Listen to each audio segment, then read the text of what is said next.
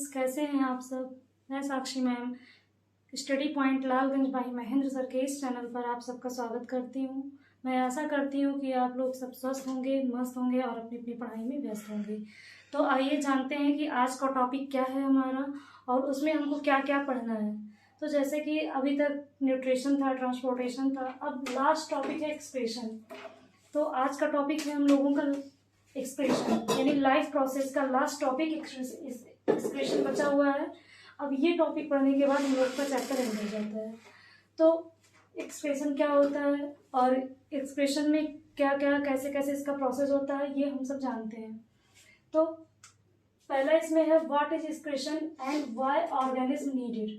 Expression क्या है और इसे ऑर्गेनिज्म की आवश्यकता क्यों होती है, यानी ह्यूमन बीइंग्स को या फिर जितने एनिमल होते हैं उनको एक्सप्रेशन करने की क्या आवश्यकता होती है, ये जानते हैं। फिर सेकेंड है types of expression in human. Expression के कितने टाइप होते हैं ह्यूमन में, वो जानते हैं हम। तो पहले एक्सप्रेशन का जानते हैं, मतलब कि एक्सप्रेशन का मतलब क्या होता है। तो एक्सक्रीशन है process of removal of waste, यानी जो हमारी बॉडी में वेस्ट मटेरियल बनते हैं उनका जो रिमूवल किया जाता है उसी को एक्सक्रीशन बोला जाता है। अब they have simple organ and normal fusion. इसका जो वेस्ट मटेरियल होता है उसको एक्सक्रीशन करने के लिए बॉडी से, इसमें बहुत सिंपल से ऑर्गन होते हैं और उसमें नॉर्मल डिफ्यूजन होता है। अब है ह्यूमन एक्सक्रीशन। ह्यूमन में एक्सक्रीशन कितने तरह से होते हैं और कितने टाइप के होते हैं। जैसे पहला है एक्सक्रीशन ऑफ CO2, यानी कार्बन डाइऑक्साइड का एक्सक्रीशन करना, क्योंकि फर्स्ट ऑफ ऑल हम लोग अपने नोज के द्वारा यानी नाक के द्वारा ऑक्सीजन को इन करते हैं और कार्बन डाइऑक्साइड को आउट करते हैं। तो फर्स्ट एक्सक्रीशन तो यही हो जाता है कि कार्बन डाइऑक्साइड को बाहर निकालना। फिर सेकेंड है excretion of bile pigment. Bile pigment जो कि लीवर में बनता है और वहीं से यूरिन का फॉर्मेशन होता है। तो जो बाइल पिगमेंट में लीवर के द्वारा जो यूरिन बनता है उसका जो एक्सक्रीशन होता है सेकेंड हो जाता है। फिर है तीसरा एक्सक्रीशन ऑफ नाइट्रोजनस वेस्ट। जो नाइट्रोजनस वेस्ट होता है उसका एक्सक्रीशन जो हमारी किडनी के द्वारा होता है वो होता है, यानी कि जैसे हमारे बॉडी में जो वे स्वेट वगैरह बनते हैं, स्वेट मतलब आप समझ रहे हैं जैसे पसीना जिसको बोला जाता है वो हो गया, और जो लीवर के द्वारा यूरिन बनता है वो हो गया। तो इतने टॉपिक इसमें होते हैं कि कैसे कैसे इसमें एक्सप्रेशन होता है, यानी कितने टाइप के। तो पहला कार्बन डाइऑक्साइड का हो जाता है, फिर यूरिन का हो जाता है, और किडनी द्वारा जो नाइट्रोजनस बेस होते हैं उसका जो एक्सप्रेशन होता है वो होता है। तो एक्सप्रेशन में इतने टाइप के एक्सप्रेशन होते हैं। जो हमारी बॉडी से वेस्ट मटेरियल होते हैं उनको बाहर निकालना, वही होता है एक्सप्रेशन। यानी कि जो भी कुछ हम लेते हैं अपने बॉडी को एनर्जी प्रोवाइड करने के लिए, वो जरूरी नहीं है कि उसमें सब कुछ हमारे यूज में हो, उसमें कुछ ना कुछ वेस्ट निकलता है। तो जो वेस्ट प्रोडक्ट बच जाता है उसी को वेस्ट मटेरियल कहा जाता है और उसी का एक्सक्रीशन किया जाता है। तो हम जानते हैं कि एक्सक्रीशन का जो प्रोसेस होता है वो कैसे होता है, उसका प्रोसेस कैसे होता है, उसका स्ट्रक्चर कैसे बनता है, उसको हम स्ट्रक्चर के माध्यम से जानते हैं कि उसका स्ट्रक्चर कैसे बनता है, और उस स्ट्रक्चर के माध्यम से हम आपको समझाते हैं कि वो स्ट्रक्चर क्या होता है और कैसे उससे बनता है। आइए देखते हैं कि ह्यूमन एक्सक्रीटरी ऑर्गन में कैसे एक्सप्रेशन होता है। तो लाइक दिस कुछ ऐसे स्ट्रक्चर बनता है उसका, जहाँ से ह्यूमन का एक्सप्रेशन सिस्टम पूरा होता है। तो ये पूरा होता है ह्यूमन का एक्सक्रीटरी ऑर्गन, जिसमें ये दोनों किडनी होती है, इधर के साइड में ये एओर्टा होता है, ये वेना कावा होता है। ये दोनों किडनी का स्ट्रक्चर हो जाता है, जिसमें ब्लड का फिल्टर होता है। ये जो ऐसे किडनी में स्ट्रक्चर कुछ बने होते हैं उसको मेडुला कहा जाता है, और ये अंदर ये कॉर्टेक्स होता है। और ये जो ऐसे सिलेंडर नुमा ये एक नली आई है, इसको बोलते हैं यूरेटर। ये यूरेटर जो होता है इसी के माध्यम से यूरिन किडनी से यूरिन ब्लैडर में आकर पहुंचता है, यानी यूरिनरी ब्लैडर। ये जो नीचे का स्ट्रक्चर है इसको यूरिनरी ब्लैडर बोला जाता है। ये स्ट्रक्चर पूरा यूरिनरी ब्लैडर होता है। तो इसी में पूरा यूरिनरी किडनी से फिल्टर होकर के यूरेटर के माध्यम से यूरिनरी ब्लैडर में पहुंचता है, जहाँ पर पूरी यूरिन स्टोर होती है। और यहीं पर जब पूरी यूरिन स्टोर होती है, जब फिर माइंड से ऑर्डर आता है कि अब यूरिन को बाहर निकाला जाए, तो ये यूरेथ्रा के माध्यम से यूरिन को बॉडी से ट्रांसमिट कर दिया जाता है आउटसाइड, यानी कि यूरिन को यूरेथ्रा के माध्यम से बॉडी से इसको बाहर निकाल दिया जाता है। और इधर की साइड ये रीनल वेन होता है, ये रीनल आर्टरी होता है। तो इधर ये एओर्टा हो जाता है, ये वेना कावा होता है। किडनी ब्लड को फिल्टर करता है, जो यहाँ पर जैसे जो वाटर ब्लड में ऑक्सीजन और कार्बन डाइऑक्साइड होता है उसको पूरा फिल्टर करता है ब्लड को। और इसी में मेडुला ऑब्लोंगेटा मेडुला पाया जाता है और कॉर्टेक्स होता है। इधर की साइड रीनल वेन होता है और ये रीनल आर्टरी होता है। और ये यूरेटर होता है जिसमें यूरिन पूरा किडनी से होते हुए यूरिनरी ब्लैडर में आता है और उसके बाद यूरिनरी ब्लैडर में ही पूरा यूरिन स्टोर होता है। और स्टोर होने के बाद पूरी यूरिन यूरेथ्रा के माध्यम से बॉडी से आउटसाइड बाहर निकल जाता है। ये पूरा ह्यूमन का एक्सक्रीटरी ऑर्गन होता है। अब हम जानते हैं कि ये जो किडनी होता है, किडनी की जो यूनिट होती है उसको क्या बोलते हैं और उसका वर्क क्या होता है, यानी कि किडनी की जो यूनिट होती है उसको नेफ्रॉन बोला जाता है। और नेफ्रॉन जो होता है उसका प्रोसेस क्या होता है, उसका फंक्शन क्या होता है और उसका स्ट्रक्चर कैसे बनता है वो हम देखते हैं यहाँ पर।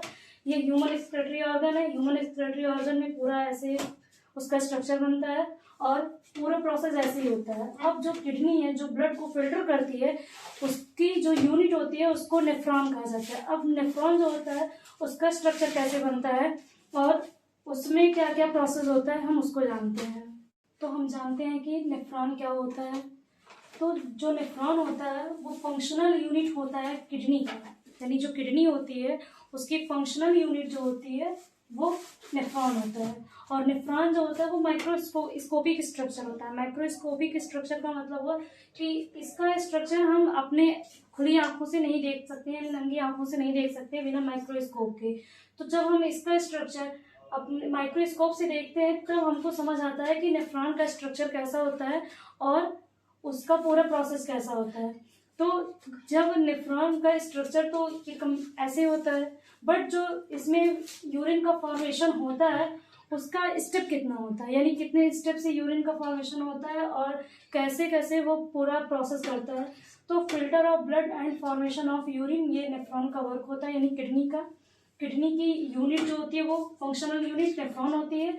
और नेफ्रॉन का वर्क होता है कि ये ब्लड को फिल्टर करता है और यूरिन का फॉर्मेशन करता है, यानी जो ब्लड के फिल्टर का वर्क करता है और यूरिन का फॉर्मेशन करता है वही होता है नेफ्रॉन।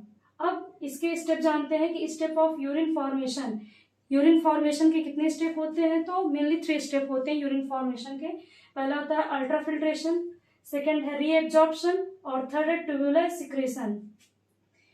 पहला अल्ट्राफिल्ट्रेशन, सेकेंड है रीएब्जॉर्प्शन एंड थर्ड है ट्यूबुलर सिक्रेशन।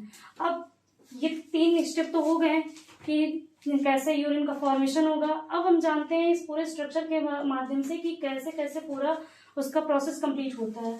तो ये कुछ ऐसे स्ट्रक्चर उसका बनता है पूरा नेफ्रॉन का।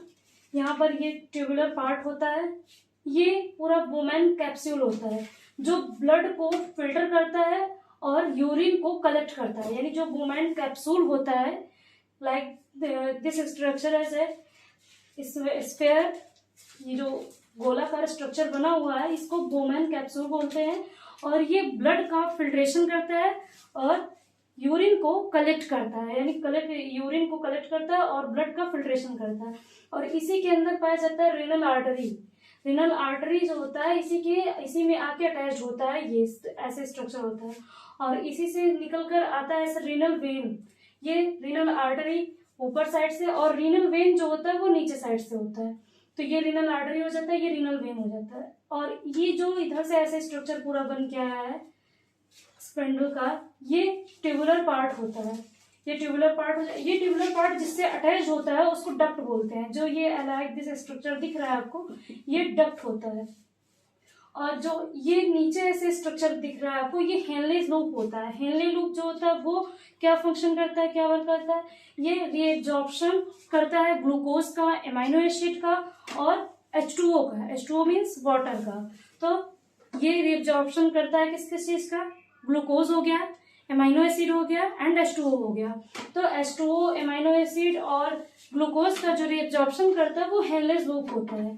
तो ये हेनले लूप होता है। अब urine inter into ureter, urine ureter में जब एंटर करता है तो वो डक्ट के हेल्प से करता है, यानी जो डक्ट बना हुआ है इसी की हेल्प से यूरिन यूरेटर में एंटर करता है और यूरिनरी ब्लैडर में यूरिन कलेक्ट होता है। यानी कि जो ये स्ट्रक्चर आपको दिख रहा है, यूरिन इसी स्ट्रक्चर यानी ये यूरेटर के माध्यम से होते हुए डक्ट से यूरिन डक्ट के हेल्प से यूरेटर में आकर के कलेक्ट होता है और यूरिनरी ब्लैडर में आकर के कलेक्ट होता है और उसके बाद वो यूरेथ्रा के माध्यम से वो बाहर बॉडी के निकल जाता है। तो यानी कि ये यूरिनरी जो ब्लैडर होता है वो यूरिन एंटर करता है यहाँ पर यूरेटर के माध्यम से डक्ट में और फिर ये कलेक्ट करता है यूरिनरी ब्लैडर यूरिन को कलेक्ट करता है और यूरेथ्रा के माध्यम से वो पूरे बॉडी से यूरिन को बाहर निकाल देता है। तो पूरा स्ट्रक्चर नेफ्रॉन का होता है। ये नेफ्रॉन का स्ट्रक्चर हो जाता है और उसका पूरा फंक्शन हो जाता है। तो इसमें से आपके पेपर में कम से कम 2 या 3 क्वेश्चन पूछा जाता है कि नेफ्रॉन, व्हाट इज नेफ्रॉन और इसके फंक्शन क्या होते हैं और इसके स्टेप क्या होते हैं, उसका स्ट्रक्चर कैसे बनता है। तो पूरा स्ट्रक्चर और उसका पूरा फंक्शन कैसे वो वर्क करता है ये पूरा हो जाता है। तो मैं आशा करती हूँ कि आपको ये वीडियो पसंद आई होगी और अगर आपको ये वीडियो पसंद आई हो, अगर आपको इससे कुछ हेल्प मिला हो तो लाइक, शेयर एंड कमेंट करना ना भूलें और वीडियो को शेयर ज़रूर करें।